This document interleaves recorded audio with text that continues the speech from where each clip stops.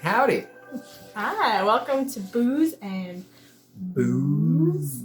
It's our third episode. Yes, and we're doing, obviously, Christmas special.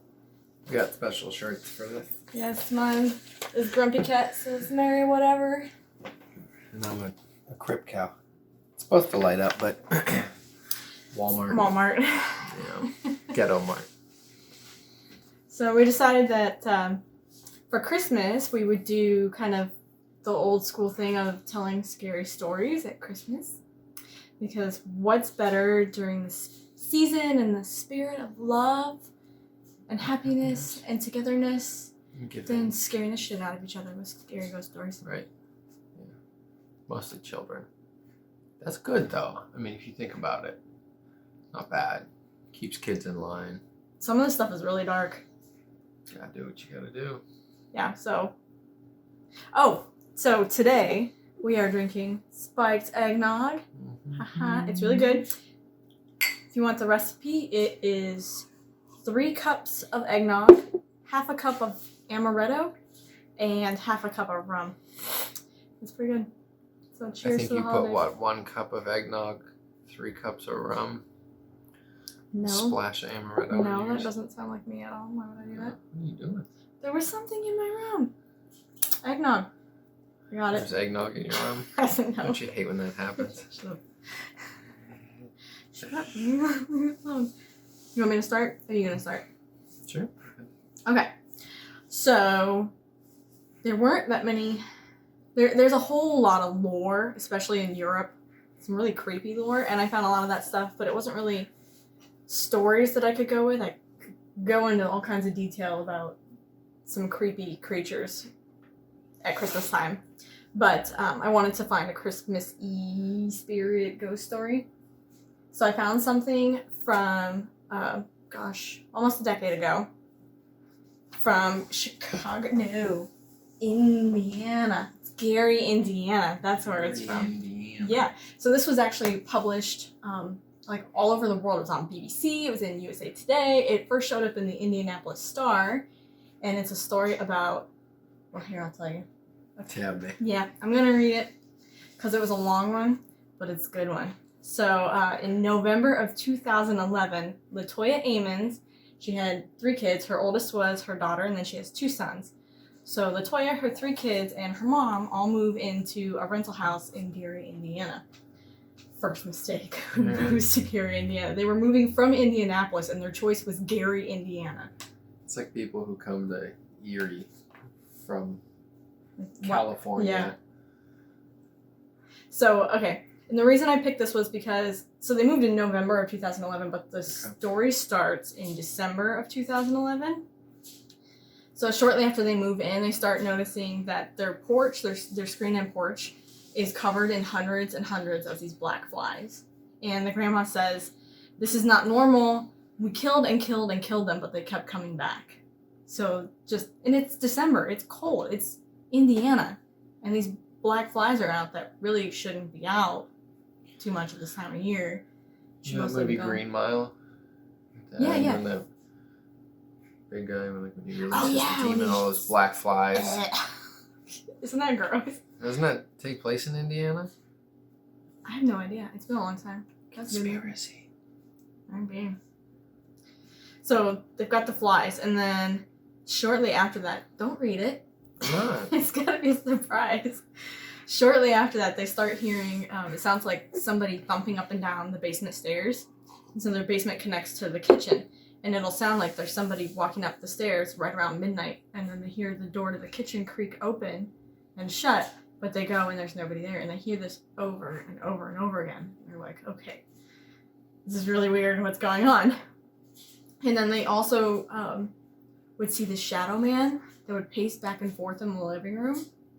And they said that he leaves wet boot prints behind. That's kind of a dick move. I wonder if they had a wood floor or a carpet. If it's a rental house, it's probably a carpet.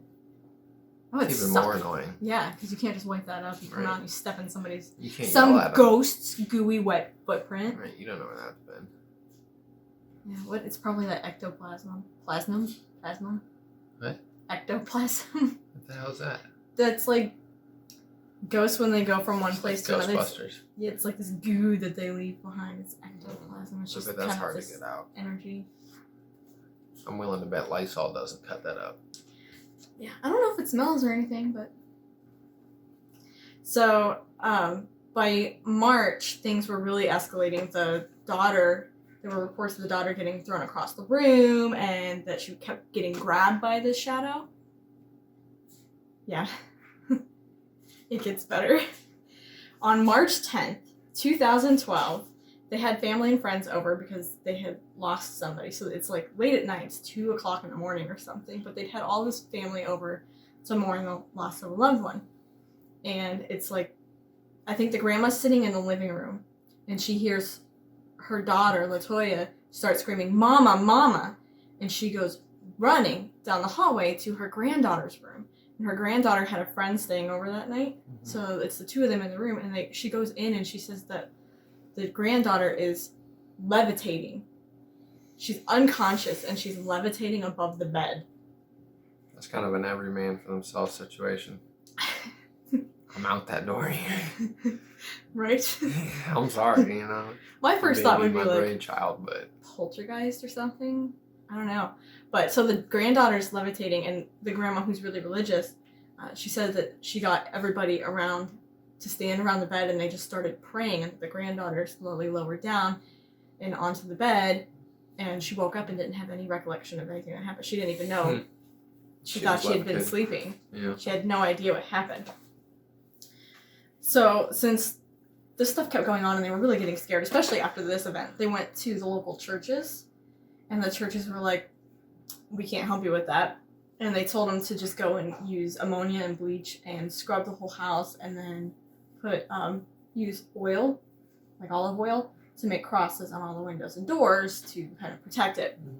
And that didn't seem to do anything, but they also spoke to 2 psychics, and the psychics said that the house was filled with around 200 demons. Mm-hmm. I can't Don't imagine. demons usually not like each other, though? I don't know that demons would really care. Usually they want to do their own demonic stuff on their own. I don't know. Have you ever heard of Legion? I Am Legion. I've heard of I Am Legend. Will Smith, that's a good movie. No, I Am Legion. It's burping up my eggnog. So it's Not on like camera. somebody gets possessed, and the demon says that it's not one. The person is possessed by many. So apparently, I guess they all will come together and they work together. Teamwork, right? Yeah, teamwork makes So the psychics gave them advice to make an altar in the basement and to burn sulfur and sage and read from the Bible. And they said this seemed to clear it up for about 3 days. Mm-hmm. And then they say that Latoya and the kids, that's when they start getting possessed. They got pissed. Yeah. The description in the papers was that eyes would roll back in their heads, and they would get these evil smiles on their faces, and their voices would get really unnaturally deep. Mm-hmm. And Latoya says that she could feel it take control, that it made her kind of weak and shaky, and that she just lost all control of what was happening in that moment. Something else had taken over her body and was holding her down. So the next part is documented in the DCS. So this is the Department of Child Services report. And this is where it really started to freak me out. I was getting chills reading this story. They decided to go to their family doctor, whose last name I cannot pronounce. It was ridiculously long. No, I didn't even try because I knew I couldn't say it. So he didn't believe them. He said he'd never heard anything like it before, and he literally wrote in his medical notes that they have delusions of ghosts in the home and they're having hallucinations. And while they're at this appointment with the doctor, the youngest boy starts like cursing and spitting and talking to the doctor in this demonic voice. And he's raging at him, he's, violent. Mm-hmm. And so the medical staff comes in because they're like, this kid's out of control. I think he was 6 or 7. The medical staff and the doctor are in the room with the family, and the medical staff in the report says that they witnessed the boy get lifted and thrown into a wall, but he wasn't touched by anything. So there are multiple people that see this happen to this kid, which I don't fucks with that. And this Not is only all, can they possess you, but they can fucking throw you across a room. well, and the crazy part is that this is all widely documented. There are police reports, there are reports from the doctors, loads. There are multiple police stations that get involved, so it's not just the Gary, Indiana police. There's police stations in the area get interested in the case, and they become involved. And this is just, they all have documentation of this shit happening, like they see it happen. So they see the kid get thrown, right? And then he passes out, and so they call 911. 8 police and an ambulance show up, and the Department of Child Services was called because, someone's concerned that the kids are just doing this for their mom. They're acting out to kind of do what their mom wants them to do. And the woman that shows up, her name is Valerie Washington from DCS. She handled the initial investigation and interviewed the youngest boy, who was 7. And she says that as she was talking to him, he started growling and showing his teeth. And his eyes rolled back in his head. And then this next part grosses me out because I think about my kids. The report says that he locked his hands around his brother's neck, his older brother's neck, 9-year-old brother, and wouldn't let go. It took adults to pry him off of his brother, that he was strangling his brother to death there with witnesses standing right there. Pretty fucked up. Yeah, it is messed up. So that same night, the investigator, so the DCS investigator, and a nurse took the boys and their grandma into an interview room. And the younger boy starts growling again and says to his brother in a deep, unnatural voice, "It's time to die. I will kill you." And this was the 7-year-old? This is the 7-year-old. And when that happens, the older boy just starts headbutting his grandma, Rosa, in the guts, like just charging at her, ramming his head into her stomach. So she grabs his hands, and this next part is the part that gives me the chills. I read this and had to stop for a minute. She grabs his hand, and the reports from everybody in the room, the child services, the nurse, the mom, the grandma, everybody that was in the room, say that he walked backwards up the wall, up to the ceiling, across the ceiling, and then flipped over behind his grandma. While she was still holding his hands? Yeah. But he's a little 9-year-old boy. Right. That's some Jackie Chan shit. Yeah, and I mean, think about it. If you're going up backwards and then you flip, that's going to fuck your wrists up real bad, right?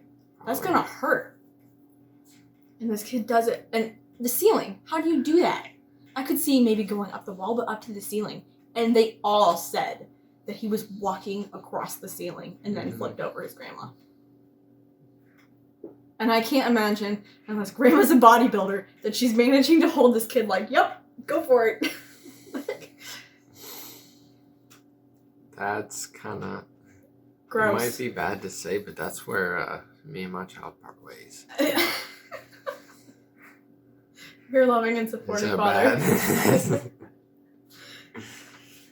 When a demon comes into play, I don't, The crazy part is they still are going, oh, well, the kids are just acting out for the mom. So they take the kids away. Mm-hmm. They take them all away. They put the 2 older kids in a children's home, and the youngest was sent to Christian Haven for a psych evaluation. And they determined that he was not psychotic or possessed, that he was just induced into this delusion for his mom. So is that the final report, that they were just doing it for their mom? Nope. So while all this is happening, the chaplain at the hospital, so you know how there's a church at like every hospital, the chaplain at the hospital calls Reverend Magano and asks him to perform an exorcism on the 9-year-old boy. So Magano goes to the house and interviews the family for 4 hours. He wants to make sure that this is actually a possession, that there's something going on. So he's interviewing them for 4 hours, and he says that while he's there, the electricity keeps flashing. Like the lights in the rooms next to them will flash on and off and on and off. And he'll go to check on it, but the second he gets there, it stops doing it. And then he walks away and it'll start flashing again. And he says that he feels that the spirits that are in the house are afraid of him. Like they know what he's there to do and they're afraid of him and they're trying to scare him. So he says that he felt that there were ghosts in the house and the family was being tormented by demons. So not only do they have 200 demons in their house, but they also have ghosts. Those not the same thing? No. Demons were never people. Ghosts are people. So or were there- animals. Demons never had souls. Demons are like fallen angels. Okay. Right? So the demons didn't like, were the demons scared of him? I think everything was scared of him. I don't know. But okay. So That'd be a then, pretty badass motherfucker to say demons were scared of you. well, they know that he has the power to exorcise them. He can make them leave. And I think they're trying to intimidate him. But when he comes around, they're like, no, nope, nope, too close, nope. Mm-mm. I don't like that. So then Valerie, the DCS investigator, goes to the house a week later with 2 police officers from 2 different districts. Austin, that's his last name, is the police captain from Gary, Indiana, said that he says after the visit that he believes in demons. Because he said that they were walking around the house and taking pictures, and he caught these strange silhouettes in the pictures that he took of the house. And then his vehicle radio while he was there kept malfunctioning. Like he couldn't get his signal across, and then the voices would be all garbled and weird. And then later when he got home, he says that his electric garage door wouldn't open, but there was nothing wrong with it. It would open for other people, but it's not opening for him, kind of thing. And then the driver's seat in his personal car, it's one of those electric seats that moves back and forth. He said, like, he's in the garage and it's moving back and forth on its own. I'd be pretty pissed off. That followed you home. Yeah, if he was just doing his job and then you get...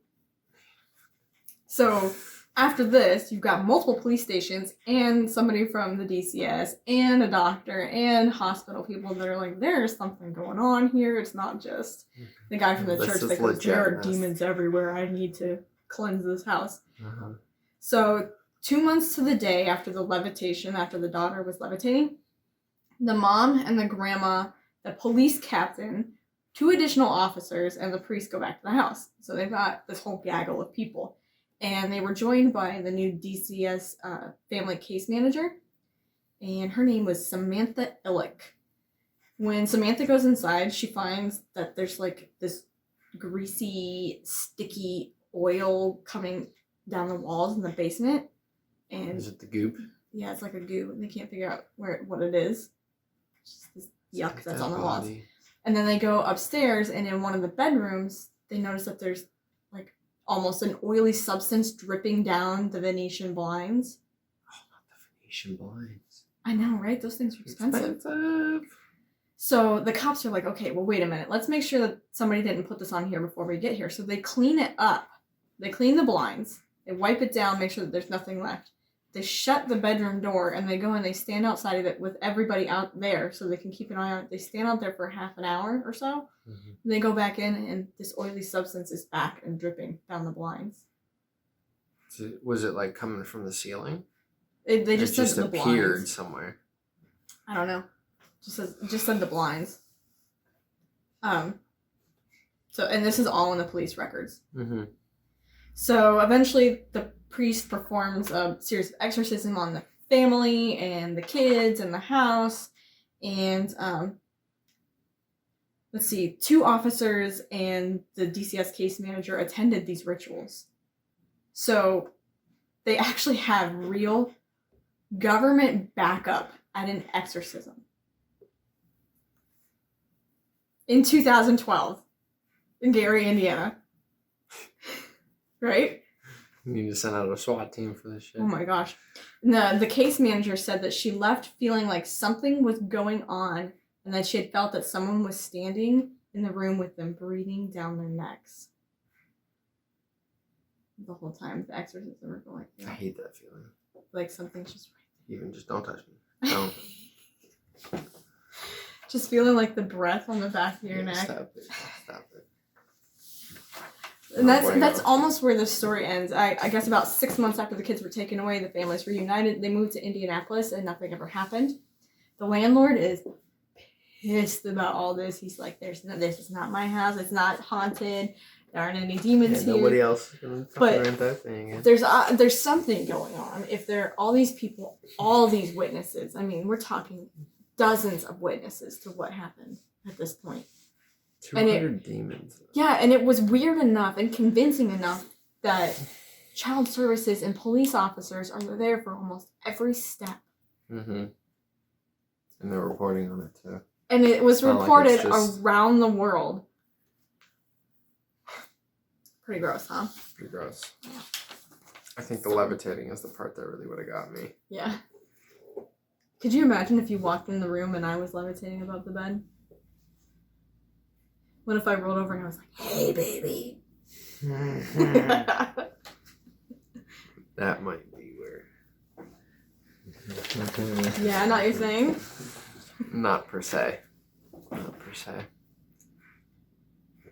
So you have a story? Is it my turn? Yeah. Okay. That was my story. Where's your story?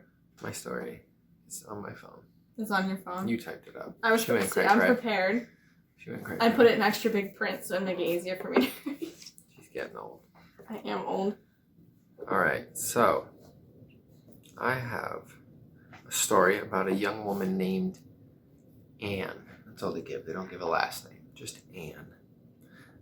So this was during the 17th century in Hampshire, Hampshire, England.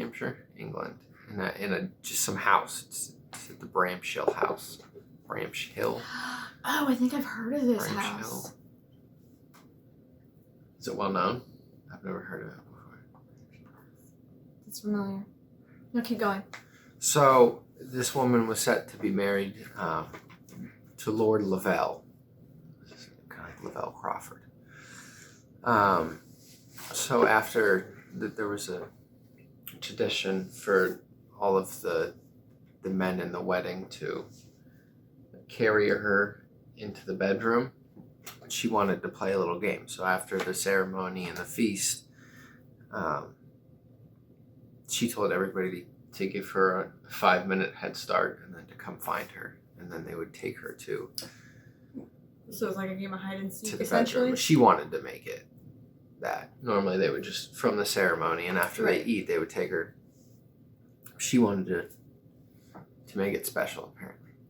So they were looking for hours turned in, or minutes, minutes and turned into hours. Damn, that eggnog. Good eggnog. Try the recipe. But nobody could find her, right? And So this is. She says 5 minutes. And I'm she gonna says go 5 hide. minutes. And they Give can't me a find her. 5-minute head start In a house. in the house.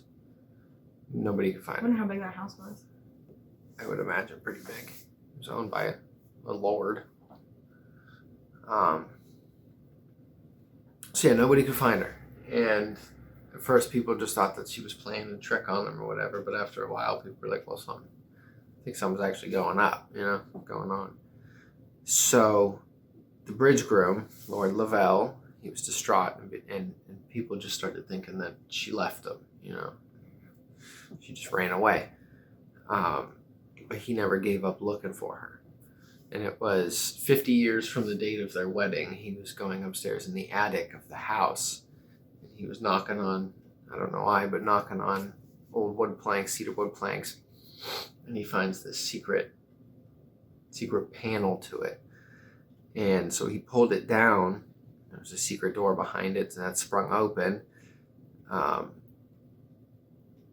he found an old wooden chest behind that. Who puts an old wooden chest behind a hidden door? I'm sure plenty of people. I wonder. I don't know. I mean, you wouldn't just set your gold bars behind the secret You door. just stack them. Right, you gotta keep it. So when he finally got the door open, there she was, Anne's remains, still holding the mistletoe bouquet that she had from her wedding. This is the mistletoe bride. Yes. Yeah. And they had found, he'd found scratch marks on the inside of this chest, which led them to believe that she was put there and trapped Ew. until she died. That's a horrible way to die. Could you That imagine? would be, because she probably would have suffocated first. Why would you hide in the attic? Who's gonna look for you in a chest behind a secret wall in an attic. Unless everybody knows where that secret wall is, they're not gonna find you. That was you. Well, that's why there's a lot of speculation that Did she somebody was shove put her there. in there? Yeah, that she was forcefully shoved inside this chest. On your wedding night Yeah, at Christmas. that would suck. That's sad.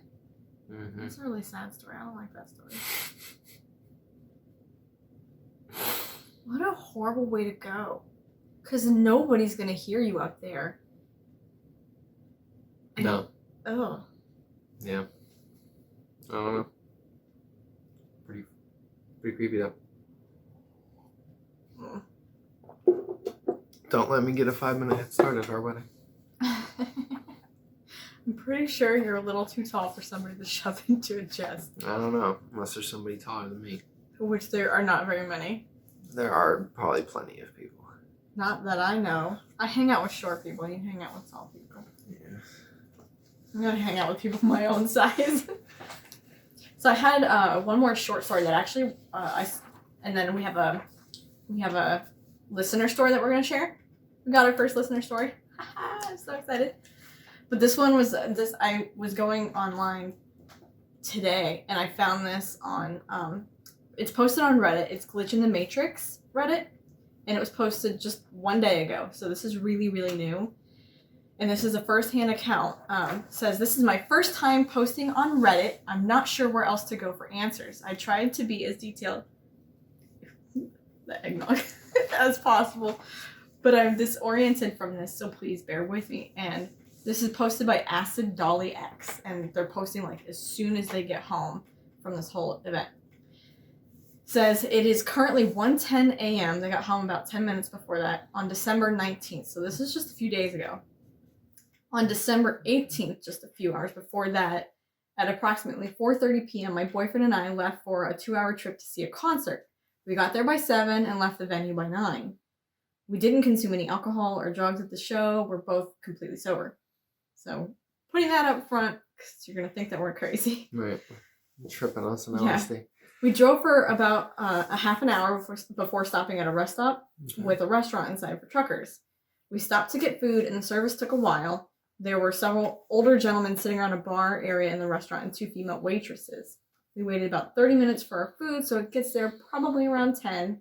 And they said that they didn't eat much because it was gross. They paid and left by 10. Ain't that the worst? When you wait and wait and wait and you're like, damn it, I'm hungry. And That's then you get the your scariest food. part of this story right here. It's the bad food. Yeah. So they get in the car and the boyfriend checks the GPS before they leave and tells her that we will be home by 11:30. They're only about an hour and a half from home. So they get in the car and they start driving, and after driving through an entire album and having several lengthy conversations, she says, I checked the GPS and said, wow, we still have an hour left. So an album is probably about an hour runtime, 45 minutes, hour, right? For most albums? Yeah. And long conversations. So they shouldn't have an hour left. They should have probably half an hour. It felt like the drive was taking forever. We drove for a while longer and my boyfriend checked the GPS. 1 hour and 30 minutes left. Time went up. The drive is a straight shot on the highway. Extremely simple, and she has it in all caps. Extremely simple. I would have noticed if we went the wrong way, but somehow, after driving for over an hour since our stop at the rest stop, we had an hour and a half left until we got home. We both immediately start to feel really freaked out and go over every possibility that it could have been. My boyfriend then says that he had looked at the miles remaining on the gas tank and it had said 312 earlier, but now read 106. So they'd been driving for 200 some odd miles. And she says that means that we had driven an extra 100 miles. They drove double the distance. We were on the same highway we had been on. We had been on our trip there, so on the way there was the same way back, right? Somehow an hour of our time is not accounted for. I'm speculating we were in a loop on the highway. My boyfriend said he feels like he saw the same sign for a town many, many times. We both feel extremely shaken and we wish we had answers. And that's the end of the post. And this was just from a few days ago. I wonder if they ever made it home, if they tweeted that. Yeah, she said that posted on Reddit. she posted it at 1 once they got home. So they got home at 1 and they should have been home at like 11:30. That's weird. That is weird. I've had something like that happen before. I just kept going through a time hole. So I had a back surgery years ago. And we would drive back and forth from Erie to Cleveland because I had my surgery in Cleveland and had to go back and forth to Erie. And in the middle of the winter, my mom's taking me to Cleveland, and on the way back, there is just this awful snowstorm, and we're on I-90 in this blizzard going literally 25 miles an hour because you know how my mom drives.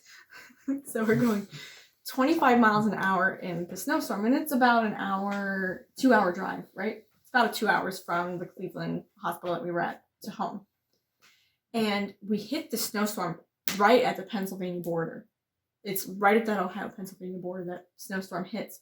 And we slow down, and it should have taken us ages and ages to get home, but we actually got home in less than 2 hours. And when we got home, we were like, how the heck did this happen? Because we were crawling along the highway. That was one of the weirdest things. I thought time slips were not a real thing, but I definitely experienced it. And you can ask my mom that story because we got home and my dad is like, how did you get here? Because I had been calling him going, we are going to be hours before we get there because of the snow. He thought you were just fucking with him. It was crazy. That's pretty cool. You want me to read you our listener story? And then that's it? Sure. I know it's getting a little long, guys, but this is a good one. This is coming from Andrew. It's our first and only listener story, so please send us your stories. We would love to share them. We'll put up our email address. Check them below because I'm still figuring out how to edit our videos. Check down there. Okay, so he says, hey guys, good job on your videos. I have a few stories from my childhood you might like. All of these happened when I was a baby, so I don't myself remember them, but they've been retold often enough for me to know them. He says, it all started one day when I was in my high chair and my mother was doing dishes. She heard me say, leave me alone, in a nasty way. So she turned to tell me, to yell at me, but stopped when she saw I was staring off into the corner when I said it again. Asking me who I was talking to, I responded, the man won't leave me alone. Other references to the man included how he was sometimes nice, sometimes mean, how he would read me bedtime stories or scare me. One day I mentioned that people came to take the man away. My mother asked me what I had meant, and I said the people in the white coats took the man away. My mother was curious, so she asks the neighbors who had lived there for a long time if someone had ever died in the house, and they said there was a man that had died of a heart attack in the house. She said, by chance, did the paramedics wear white coats back then? And to her horror, our neighbor said yes. I couldn't have been older than 3 during all of these stories. That's creepy. Yeah, it is creepy. Which I kind of cut out something about a balloon that they saw, and they could see that something was tugging at the string and pulling it through a room, but there was nobody there. It says his sister came home from school one day and heard footsteps upstairs when no one was home, so she bolts to a friend's house, and they come back a little while later, and they see a man go into a closet. So they call 911, and his dad comes home to cops all through his house, searching his house with his daughter in there. And they couldn't find anything. They said all the doors and windows were locked. They never found anything. So he says, then the creepiest story and kind of the end of the haunting is the weirdest part. Eventually my mother had enough of all the supernatural stuff and asked a friend what to do. The friend happened to know a medium and gave my mother her email. They started talking about all that had happened, but only talked about me, Andrew. The first time they talked on the phone, the medium said something like, I can feel the darkness in your house, you need to come see me now. So my mom went to see her and continued to talk. She's smart and can smell bullshit a mile away, and she was getting skeptical of, I didn't say skeptical, of this woman. So she went to leave. What changed her mind was when the woman said, do you know your daughter is in terrible pain? My mother stopped because, as far as this woman should know, she didn't have a daughter. They'd only been talking about him. Nobody had ever mentioned my sister to her. My sister suffered from severe migraines regularly. So now, believing the medium, my mother had her come to our house. She walked in the door and immediately became sick. The mother did? No, the medium. Oh. Walks in the door and gets sick. She was drawn to our basement where she said there was some evil portal or something. She said that an evil or demonic entity was trying to attach itself to the spirit of the man that had died in the house. So, Leave the old man alone. He basements are lived in- creepy enough as it is. Why do they have to go down Who there? designed basements? for Right? real? Oh, God, I hate basements. So that's why the man was sometimes mean to me and sometimes nice. He was in a struggle over control. So my mother contacted our church and they exorcised the house, like holy water, candles, a priest, and everything. That's when all of the stories stopped. So I'm guessing all the weird stuff stopped too. Even so, after that day, we were all terrified of the basement. Going down there alone was terrible, and I spent 11 years of my life doing everything in my power to never be down there alone. Even twisting my ankle trying to run up the stairs too fast after getting home from school once, since I had to come in through the basement. Those are all the stories I can remember. Keep up the good work, you two. Good luck, Andrew. Thanks for sharing that Well, story. thanks, That was Andrew. creepy. That is very weird. I I'm hate happy that basements. was never in your situation. I can't go. I don't know I've what been I so do. binging on the horror stuff. I can't go in the basement right now. I have to turn off podcasts. I can't because I get scared. Just gotta get you a little cross. Yeah. No, I was listening to the. I was checking out this new podcast, Just Ghouly Things. It's another one that's run by two girls, and I can't remember their names because I just started listening to it, but it's really good. But I was listening to that, and I went to go down in the basement real early one morning when it's really dark, and I had to shut it off because I was getting creeped out. I didn't want to go down there and be thinking about some demon thing sitting in the corner staring at me. Oh. Don't tell that to me though. Are you gonna go? It's I just- have it's laundry just down gonna there. be Do you want to go sitting- get the laundry? It's just gonna be sitting on the couch down there and just be like, hey. Yeah. You're watching. You can start feeling a breathing on your neck as you walk by. We're not. It's all rainbows and posies here. So that Merry is Christmas. the end of our very merry, delightful, scary Christmas Mhm. stories for you. So happy holidays if you don't celebrate Christmas. Happy I'm Hanukkah. atheist and I celebrate Christmas. It's fun. Happy Happy Hanukkah and- Kwanzaa, right? Kwanzaa's Yeah, Spanish. I don't know. There's a whole bunch. Kwanzaa's not Spanish. Jewish. No, stop while you're ahead. Okay, so happy holidays. Thank you Canadian. for listening. Stop it. You have been watching Booze and Booze. Don't forget to Booze. subscribe, hit like, Turn on the bell. For turn on the bell for notifications. notifications. Send us some damn stories. Yes, send us stories. Please. Help us out. Give us some inspiration. Please. We know you're watching. Please. We know you're watching.